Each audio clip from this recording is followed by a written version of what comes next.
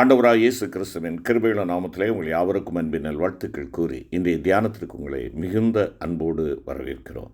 இன்றைய தியான பகுதி பரிசுத்த லூக்கா எழுதின சுவிசேஷம் 1 அதிகாரம் 39 வசனம் முதல் 55 வசனங்கள் முடிய. தியான வசனம் 45 வசனம். பரிசுத்த லூக்கா 1 அதிகாரம் 45 வசனம். விசுவாசித்தவளை பாக்கியவதி, கர்த்தராலே அவளுக்கு சொல்லப்பட்டவைகள் நிறைவேறும் என்றாள். அருமையான சகோதர சகோதரிகளே, அன்பு தேவனுடைய பிள்ளைகளே, ஆண்டவராகிய இயேசு கிறிஸ்துவனுடைய சாயல் நம்மில் உருவாகுவதற்கு, இல்லை என்றால் கிறிஸ்துவை வெளிப்படுத்துகின்ற பிள்ளைகளாய் நாம் காணப்படுவதற்கு, நம்மிலே அவர் வாசம் பண்ணுவதற்கு பரிசுத்த கன்னிமரியாளம்மாளுடைய வாழ்க்கையிலிருந்து சில காரியங்களை கற்று வருகிறோம். முதலாவதாக அறை வீட்டு அனுபவம், ஜெபத்தினுடைய அனுபவம் அவளுக்கு இருந்தபடியினாலே அதை தாங்கிக் கொள்ளும் பக்குவத்தை கொடுத்து தேவன் உலக இரட்சகர், உலக மீட்பர் உருவாகுவதற்கு தன்னை அர்ப்பணித்தார்கள் என்று சொல்லி நாம் பார்த்தோம். இரண்டாவதாக ஆண்டவருடைய பரிசுத்த ஆவியானவருடைய முழுமையான நடத்துதலுக்கு தன்னை அர்ப்பணித்தார்கள். பரிசுத்த ஆவியானவராலே எல்லாம் ஆகும் என்று சொன்னதற்கு தன்னை முழுமையாய் சரணடைந்தார்கள். அருமையான கர்த்தருடைய பிள்ளைகளே, தொடர்ந்து இந்த நாளிலே நாம் பார்க்கின்ற பொழுது தேவகுமாரனாகிய இயேசு கிறிஸ்து மரியாளுக்குள் உருவாவதற்கு காரணமாக அமைந்த மற்றொரு சிலாக்கியமான அம்சம், அவள் கர்த்தராலே தனக்கு சொல்லப்பட்டவைகளை சொல்லிய வண்ணமாகவே விசுவாசித்ததே ஆகும். விசுவாசம் இல்லாமல் நாம் ஆண்டவரை பிரியப்படுத்த முடியாது.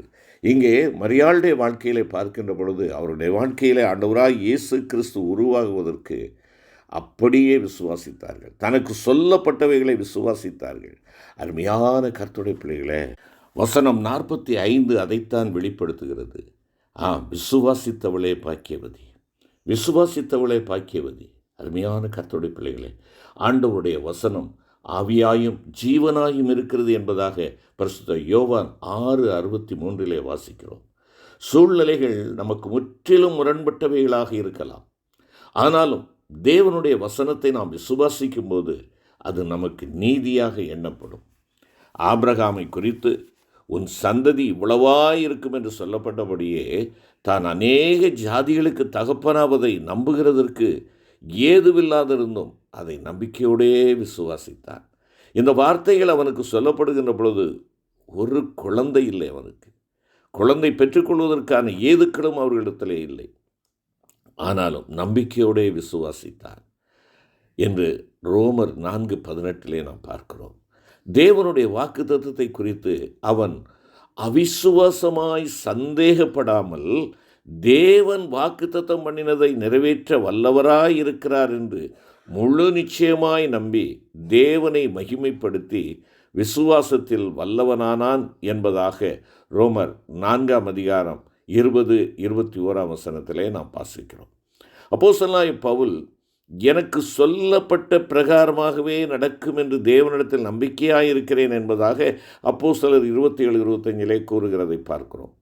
முற்றிலும் நம்பிக்கையற்ற ஒரு சூழ்நிலையில் தேவனுடைய வார்த்தையின் மேலுள்ள தன் நம்பிக்கையை அப்போஸ்தலனாகிய பவுல் அறிக்கையிடுகிறார். அவ்விதமாகவே நீங்களும் நானும் ஆண்டவருடைய வசனமாகிய வித்து நமக்குள் நிலை பெற்று வளர்ந்து தேவனுக்கேற்ற கனிகளை நம்மில் பிறப்பிக்கும்படி கர்த்தருடைய வசனங்களை சந்தேகிக்காமல் அவற்றை விசுவாசிக்க வேண்டும்.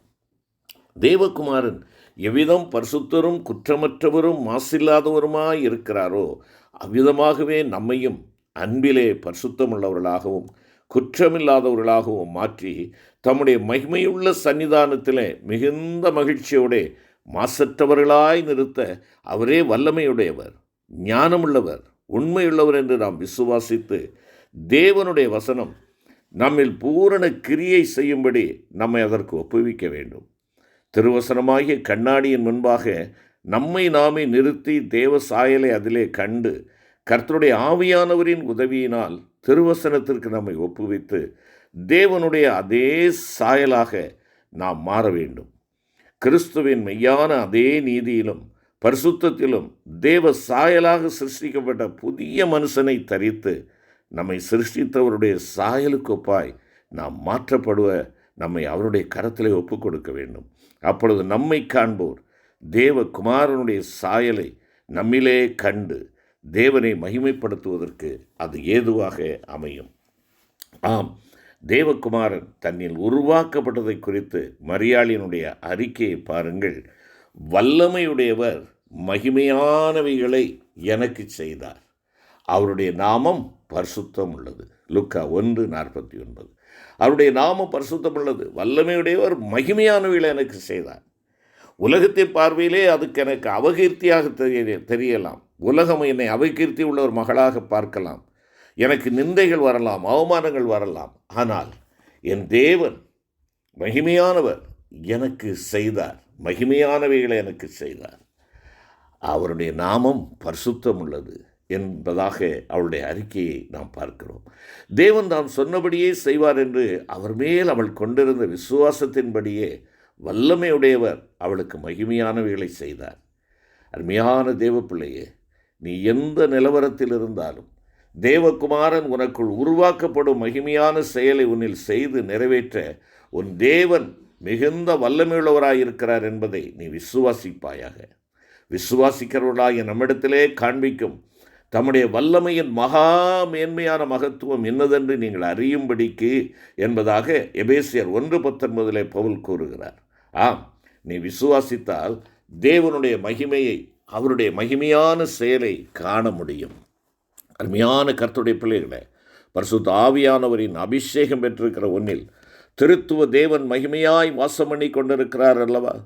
பிதாவாகிய தேவன் மகிமையுள்ள தேவனாக இருக்கிறார். குமாரனாகிய இயேசு கிறிஸ்து மகிமையின் கர்த்தராய் இருக்கிறார். பரிசுத்த ஆவியானவர் மகிமையுள்ள ஆவியானவராய் இருக்கிறாரே. தேவனுடைய சாயலாய் இருக்கிற கிறிஸ்துவின் மகிமையான சுவிசேஷத்தின் ஒளிக்குள் கர்த்தர் உன்னை வழி நடத்தி இருக்கிறாரே.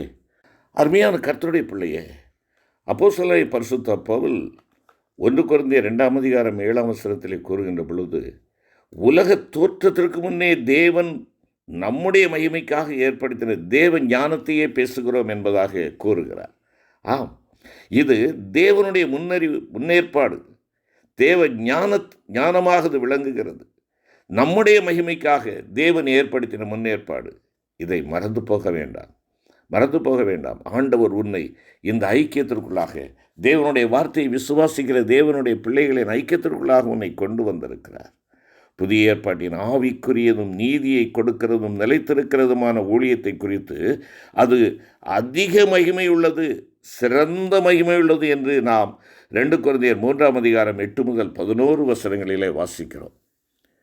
அந்த ஊழியத்தினால் நாம் ஆவியாயிருக்கிற கர்த்தரால் அந்த சாயலாகத்தானே மகிமையின் மேல் மகிமையடைந்து மறுரூபப்படுகிறோம் என்பதாக வசனம் 18 கூறுகிறது. எனவே அருமையான கர்த்தருடைய பிள்ளைகளே, கர்த்தாவே, உமது ஆலயமாகிய வாசஸ்தலத்தையும் உமது மகிமை தங்கிய ஸ்தானத்தையும் வாஞ்சிக்கிறேன். பரிசுத்த ஸ்தலத்தில் உம்மை பார்க்க ஆசையாயிருந்து உமது வல்லமையும் உமது மகிமையை கண்டேன் என்று சங்கீதக்காரனாகிய தாவீது கூறுவதைப் போல அனுதினமும் நீயும் நானும் அவருடைய சமூகத்தை வாஞ்சித்து நாடி நம்முடைய அனுதின ஜீவியத்தில் அவருடைய வல்லமையையும் மகிமையையும் காண்பதற்கு நாம் ஆயத்தமாயிருக்க வேண்டும், ஆசையாயிருக்க வேண்டும், வாஞ்சையாயிருக்க வேண்டும்.